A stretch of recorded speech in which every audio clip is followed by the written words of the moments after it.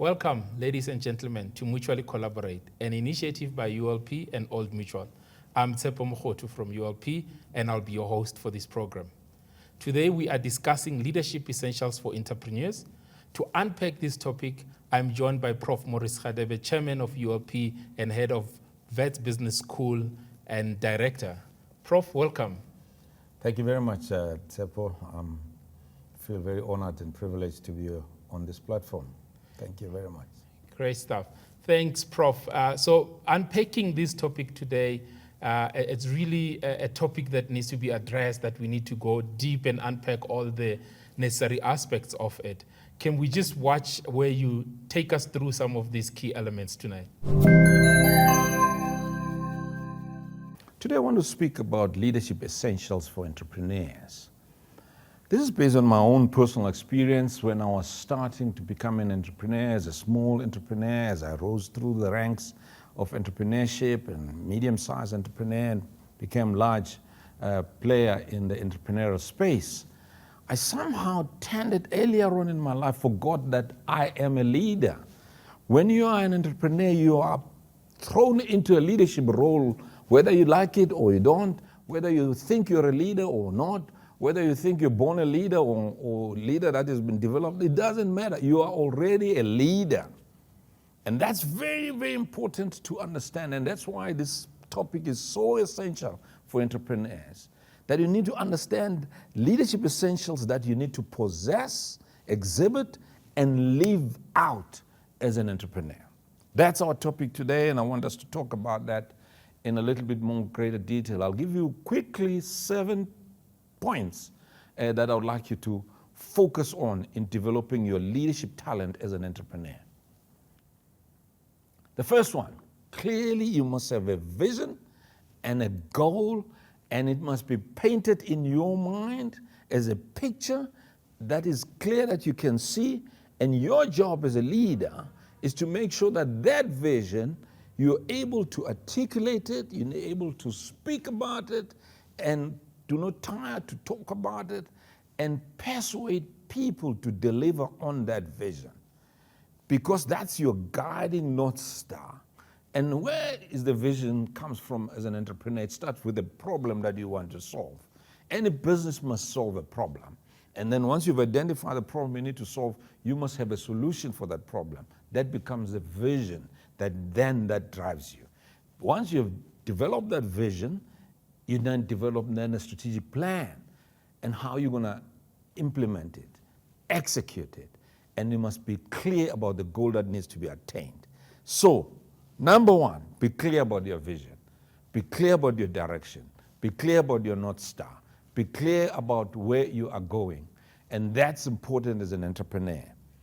The second one is, if you really want to build a business, you do not work in the business, you work on the business. How do you work on the business? Is you develop people that will be people that will actually help deliver the vision. The biggest problem with entrepreneurs is that they surround themselves with people who are not smarter than them.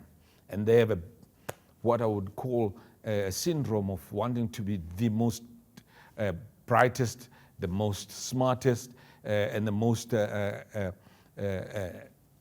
prominent person in the business. You actually have to develop people. And in fact, surround yourself with people who are smarter in their area of expertise. For instance, if you are starting a business, you want a marketer that you want to bring on board, he must be much more smarter than you. You want an IT person, he must be much more smarter than you in that space. If you want an HR person, he must be much more smarter than you in the HR space. And your job is to collaborate, to create a positive and a collaborating environment and create a team. I tell you, creating a team is an effort because the team starts by first storming, and then people don't agree with each other, but that's your job to bring them back. And then later on they form and they become a team that can play, and each one knows where their roles are, and then later on they perform. When they start performing, they become a dream team. And that's what you want as an entrepreneur, is a team of people that actually share the vision and they put their effort towards delivering on that vision. That's number 2. Number 3 is now you need to understand the different talents of the different people. Jim Collins uses this very good analogy of a bus. And he says you must first get the right people in the bus, and then you must make sure that once they're in the bus, each one is sitting at the right seat of the bus. In that way, nobody is sitting in the wrong seat. In other words, you are identifying their talents, their gifts, their strength, their DNA, their passion, and their sense of purpose, and then you align it with the vision that you have. And then you also look at diverse skill. Don't get everybody that is the same. That biggest mistake entrepreneurs make is that you go and get your uncle, get your aunt, and get your family members to come in here because you're starting a small business and you're nice, you're trying to help them, and you all think the same because you all grew up in the same environment, and then before you know, you're all groupthink. No, in a business, you must have very, very diverse skills, diverse talents, diverse opinions, and because that generates creativity. And it helps achieve results that are beyond each and every one of you. So, important thing, find good talent, utilize it to the fullest. That's the number 3. Very important as an entrepreneur. If you don't do that, you're going to get yourself into trouble. I'll give you very good examples about that later on in my presentation, but let's go on. The next one is to create a sense of excellence. The organization must have a sense of excellence. Excellence must be a value that everyone subscribes to, that what we're going to be doing, the service we're going to be rendering, or the products that we're going to be rendering are going to be of highest quality. The service is going to be of highest quality.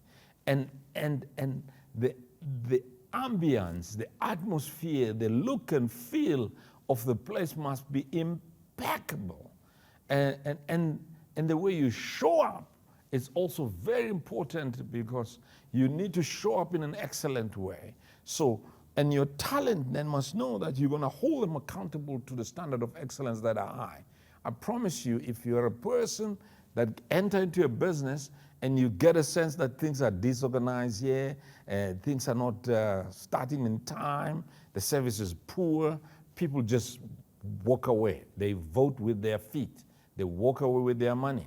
So excellence is what attracts people. Excellence is critical. And it's so important, and I want to emphasize this because sometimes we think that people will come to us just because you're a BE player. Oh, come on, man.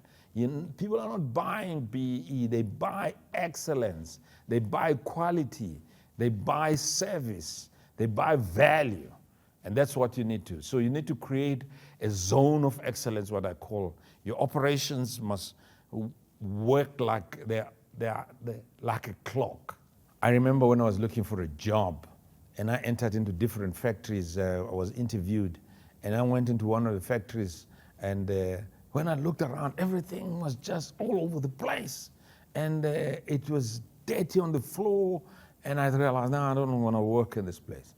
And the second place that I went to, the factory was clean, and it was painted.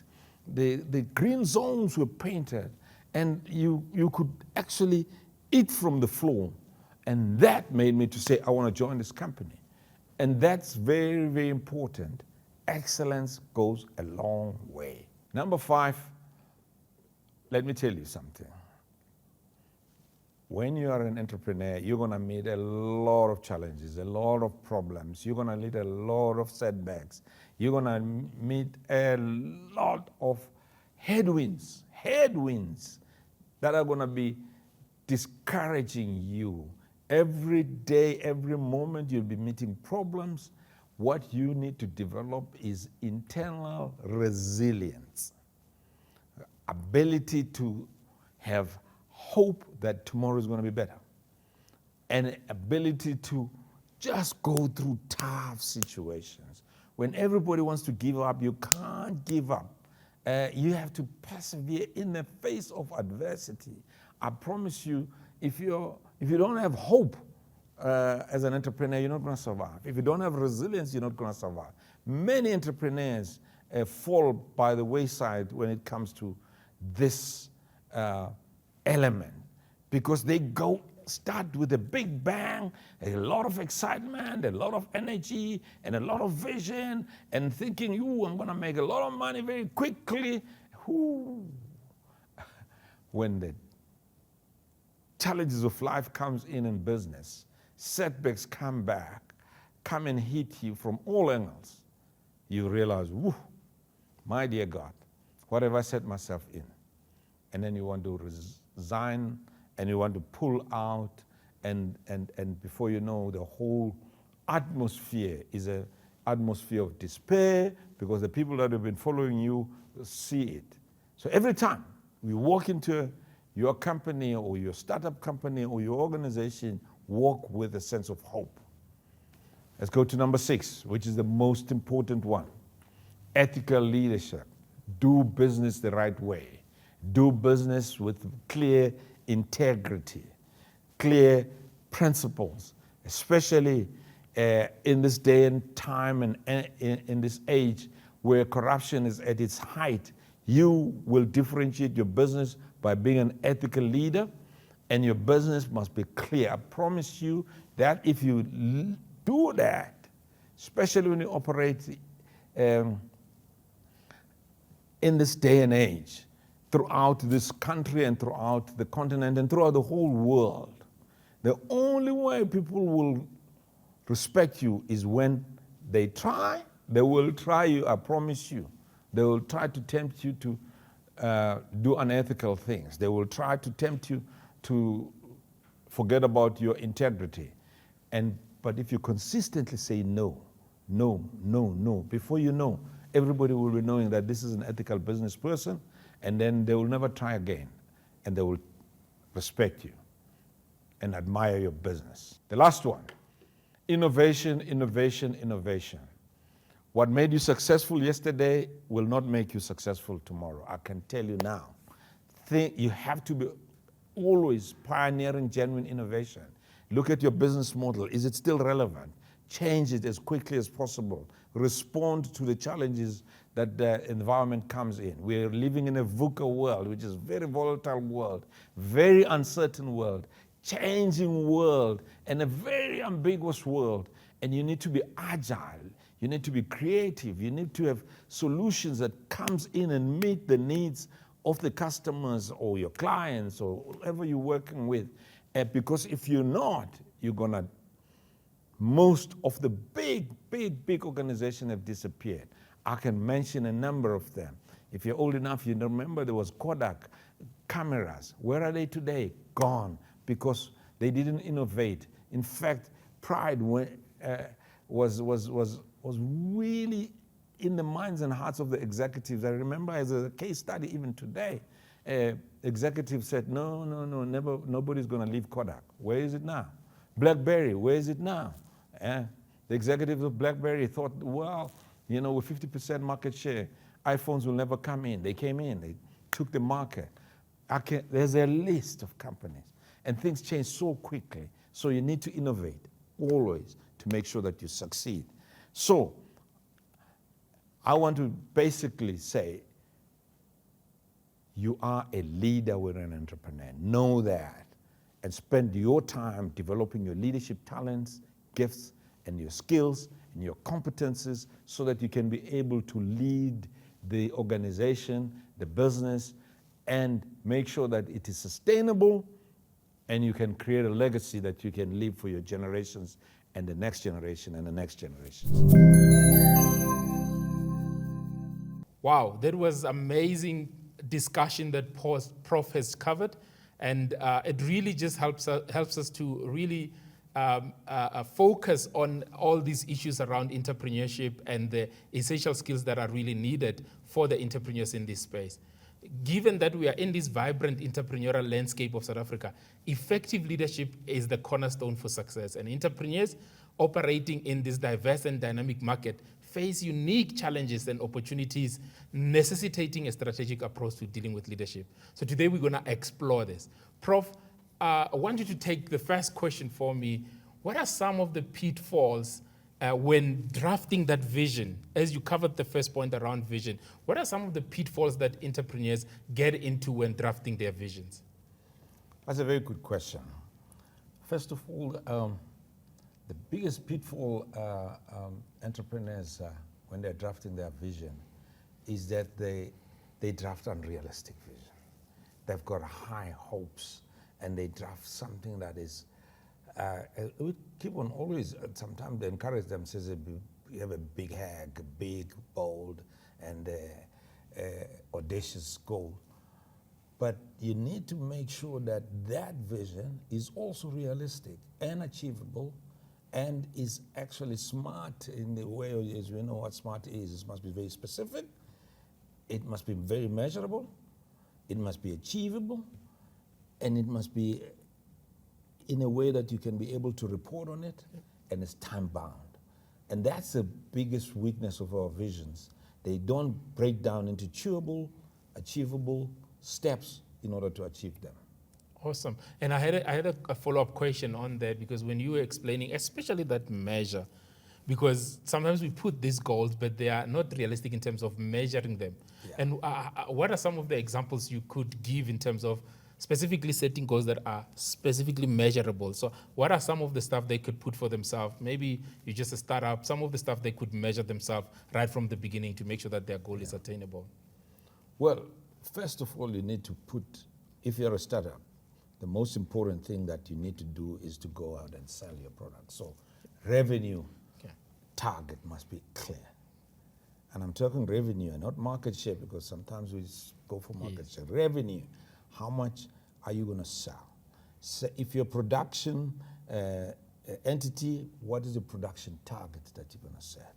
And then once you've achieved those two, and then you must set up what is the margin that you're going to make. It's very important that you set a very clear margin.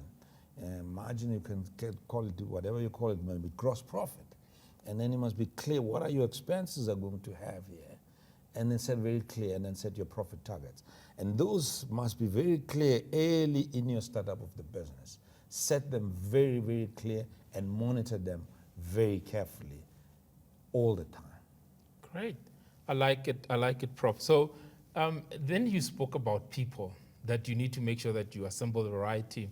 But then there are these individuals and teams that have their own ambitions and all that, and those ambitions sometimes are not necessarily aligned to the company vision. How do you deal with that specifically as an entrepreneur and as a leader? Yeah, that's a very important question, because in fact there is a lecture that I've just given about toxic people in an organization. And as a leader, you need to know the different types of toxic people. There are those people who are pessimists, that will actually discourage you.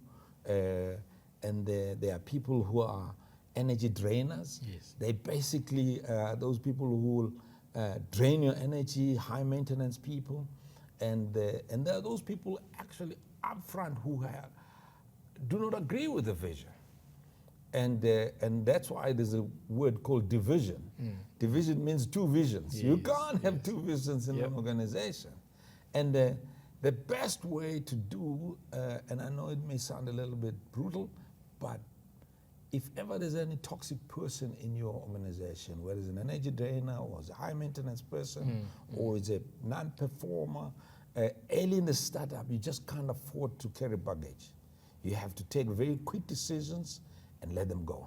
Awesome. Need to be decisive on dealing with those issues, I can see. Following up then from people, then we talk about talent. And so some of the key roles that, because sometimes, I mean, when you're a startup or you're an entrepreneur, you can't afford to have all these roles that people need to have like big organizations would do. So what are some of those key that entrepreneurs should at least try have for their business as they start up or trying to accelerate their business? Yeah. First of all, you as an entrepreneur, your first job is to go out and sell. Yes. Sell the vision, sell the products, sell the services. So assemble yourself at least one or two salespeople. And then if it's a production company, make sure that you've got a very talented, experienced production manager that will be producing whatever goods that you'll be making and manufacturing. That's important. And the third person, I would say, get a finance person. And then all the other services you can outsource at the beginning. For instance, you can get HR and IR support services, but get them from experts. And you can go and get even marketing services, get them from outsource that and bring them as and when you need them. But the key ones is those that sell, those that make, and those that actually deliver the services, the operations. You definitely must have those people in place. Okay. I've seen a few businesses where the actual entrepreneur who is supposed to be the leader and driving this, being the actual specialist, and as such, focusing mainly on their craft in terms of really doing what they know best, which is the core of the business. But forgetting to do the actual leadership role in there. What advice then can we give to those type of entrepreneurs that are really strong at what they do, but they're not really fulfilling the actual leadership activities? I always say I use this T. Normally, entrepreneurs start with their craft. They're experts in, take my brother, for instance. Yeah. He was very good as a fitter and turner. He can fix any machine. And very deep into their craft, which is the T, which you do need to have in order to have credibility, particularly with clients, that they know what you're doing, you're an expert. But you must quickly, and if I were to recommend, if you can't go to a business school to learn about business, about leadership, about general management, at least try to learn it through attending seminars, workshops, looking at videos of ULP, so that you can actually develop your breadth, which is basically leadership, management, and understanding that your politics, your economics, understanding broadly about all the other aspects of the business, and then people management. And then you need to learn these things very, very quickly, because if you just do your craft and you focus on your expertise, the business is going to fall. Everything else is going to be hayway.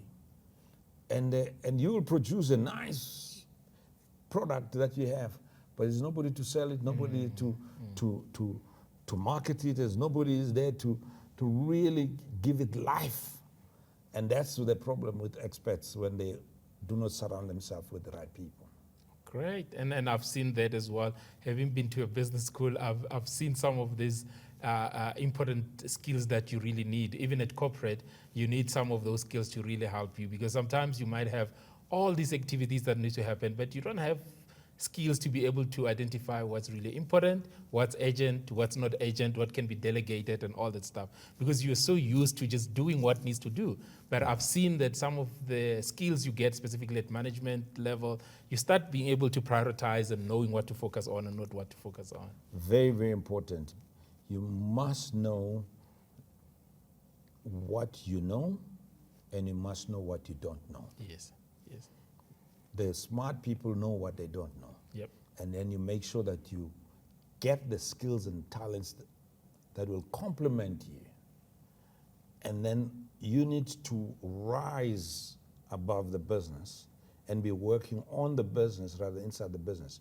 Because if you're working inside the business and you're the only one, you create a huge sense of dependency. And you create a key man risk. We're all human beings. So if you get sick, the whole business comes to an end. If you are for one reason or another, you're not available, do not make yourself indispensable. Yep. Because promise you, nobody is indispensable in this world. Yep. Somebody said it in a very crude way. He says, if you think you're indispensable, try dying. Very true, very true. Talk about dying, and the next point I wanted to pivot into was around hope and resilience. Yeah. And because now we face with all these macroeconomics that are challenging businesses, and personally, people are going through a whole lot of stuff that impacts them personally, and I have to deal with all these things. How do you then remain charged up and positive and making sure that you can give that hope also to your team as a leader? That is why I'm very much now, even at business school, pushing the whole concept of spiritual intelligence, SQ, because sometimes we focus on IQ and EQ, and we spend a lot of time on that. But you have to have inner spiritual, deep sense of conviction that you're going to succeed. And be passionate about that. And that kind of resilience, it comes from the deep sense of your value system, your metrics of your values, that makes sure that you have a sense that tomorrow will be better. And if you exhibit that hope, and you know that there's also it's not about you only here. There's a higher purpose why you're doing this. And you're solving a particular problem. That gives you an immense amount of resilience, because when you know what you're doing is higher purpose and it's a legacy stuff that will make an impact in the lives of people. You know, I run a business school, as you know now, and we've been working hard to really turn it around, and I'm very pleased with the progress we've made. And I attended a graduation ceremony of 350 ladies, female accountants, CAs, and I sat there for 2 hours just looking at their joy and their happiness and their excitement, and I looked at them, I said, it's worth it. You know, there's 350 women leaders that are entering into the financial services in this country. That's a higher purpose stuff. So you need to have that kind of thing to say, what I'm doing here is not just about making money for myself, it's about a higher purpose. And that gives you the resilience. Wow. I've seen it where resilience was required during the COVID time. We had to run a program for the 9-month program that we do on leadership and entrepreneurship. And that required a lot of resilience, because a lot of stuff was really thrown at us where we could say, we're closing the school. It's COVID and all that. But I saw people that were so hungry that wanted to finish the program. When we switched to online, they could connect from their home. Sometimes were sick and all that. But I managed to stay true during the particular time, because they had that purpose in mind to say, I want to finish what I started. So that's really amazing. Amazing. Thanks, Prof, on that. So with the resilience issue and the hope that we just spoke about, people take shortcuts everywhere. And now you're sitting here, you're trying to be resilient, but you're seeing your friend on the other side taking a shortcut in terms of achieving things and all that. And then this leads me to the question around ethics and being ethical while everybody else takes shortcuts and you have to remain. What does it take really to be ethical in the midst of all these things that is happening around us? Integrity. Integrity makes sure that your business is sustainable.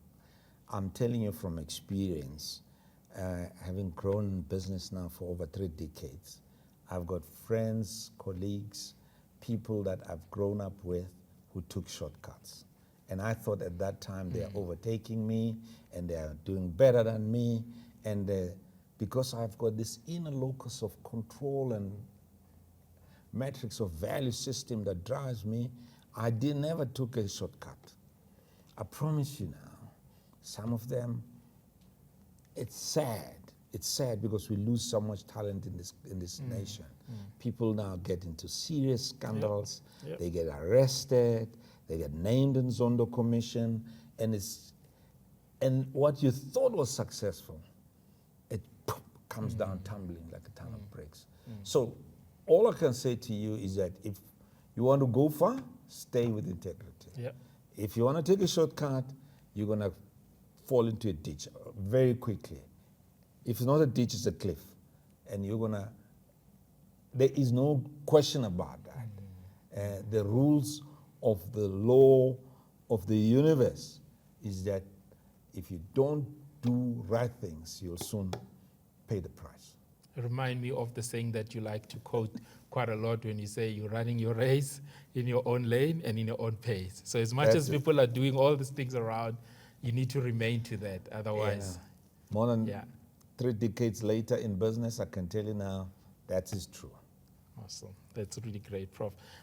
Just my last question then on this.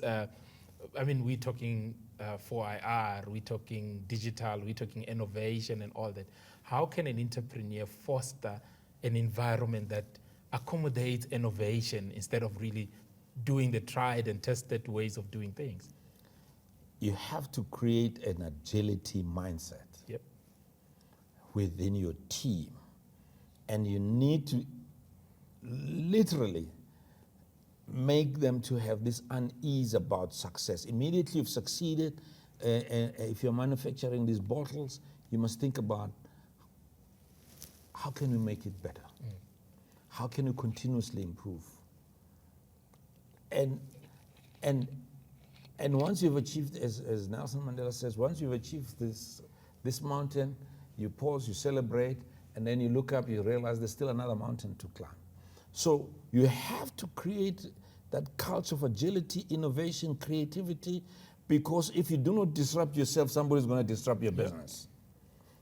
And we've seen that. I mean, I mentioned earlier how faxes were disrupted by emails, how BlackBerry was disrupted by iPhone, and many others getting this ChatGPT that is now coming is a complete disruptor, is a game changer. And how do you have to create a culture of people realizing that the success of yesterday is not going to take them into the future. Thank you, Prof. That was really amazing. Any last message that you would like to leave for our viewers and our entrepreneurs, especially those who are in leadership? Thank you very much. Let me speak to you, entrepreneurs. First of all, let me tell you, I love you.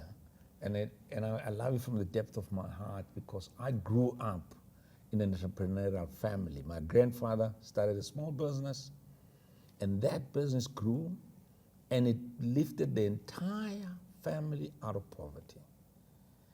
And then this nation needs people who will tackle this unemployment crisis, the poverty that we're facing, and it's only you that's going to help us. Government can only set up a conducive environment, regulatory framework, and be able to generate an atmosphere that will help you. But you have to take the charge. You have to make sure that you create jobs. And I want to also encourage people to think as job creators rather than job seekers. So I want you as entrepreneurs to know that we are all rooting out for you. And I can tell you right now, I'm one of those people who are busy creating an ecosystem that will support entrepreneurs with all other stakeholders who are working flat out, from the business schools and other stakeholders, to really make sure that you succeed. So take the charge, take the responsibility, save our nation. Thank you very much. Thank you, Prof. That was really amazing. Our viewers, thank you very much for watching. And today we've covered really the essentials that leaders should have. And at number one, just to remind you, it's make sure that you realize that envisioned goal. And number two, you need to make sure that you build the people. And number three, Prof showed us that we need to make sure that we utilize the talent that we have and creating that zone of excellence, and also creating that space where you've got hope and resilience. And nextly, making sure that you work as an ethical leader. And the last point that Prof showed us was we need to pioneer the culture of innovation. Thank you everyone for watching Mutually Collaborate. Remember to follow us on Unleashing Leadership Potential on all our social media channels, and reach out to Old Mutual using the contact details on the screen. Thank you very much. God bless.